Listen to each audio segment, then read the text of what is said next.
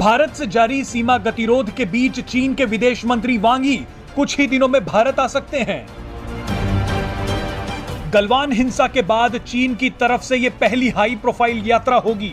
आपको याद होगा कि चीन कई मौकों पर भारत से रिश्ते सुधारने की बात बोल चुका है। अब माना जा रहा है कि भारत के साथ जल्द ही विवाद सुलझाने के लिए चीन के विदेश मंत्री भारत आ रहे हैं। आपको बता दें कि चीन के विदेश मंत्री वांग यी 2 बार ऐसे बयान दे चुके हैं जिनसे यह साबित होता है कि चीन ज्यादा समय तक भारत से बैर रखना नहीं चाहता। आपको याद होगा कि चीन के विदेश मंत्री ने कुछ समय पहले कहा था कि अगर भारत चाहे तो हिमालय भी हमारी दोस्ती को नहीं रोक सकता।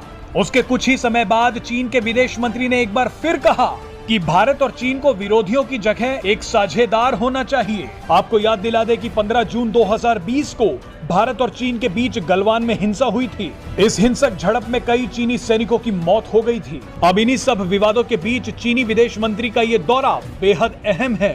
बहरहाल आपको बता दें कि अभी तक भारतीय विदेश मंत्रालय ने चीनी विदेश मंत्री की यात्रा को लेकर कोई बयान जारी नहीं किया है, लेकिन मीडिया रिपोर्ट्स में यह दावा किया जा रहा है कि चीनी विदेश मंत्री मार्च के आखिर में भारत आ सकते हैं।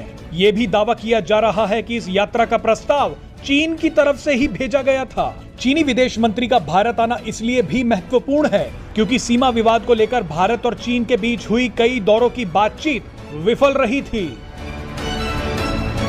आपको बता दें कि चीन का इस तरह से भारत की तरफ झुकना यह दिखाता है कि वो भारत की बढ़ती ताकत से कितना डरा हुआ है। भारत लगातार अपनी सीमाओं को मजबूत करता जा रहा है। सीमाओं तक जाने वाले रास्तों पर सड़कों और सुरंगों का जाल बिछाया जा रहा है ताकि जरूरत पड़ने पर भारतीय सेना तेजी से बॉर्डर इलाकों तक पहुंच सके।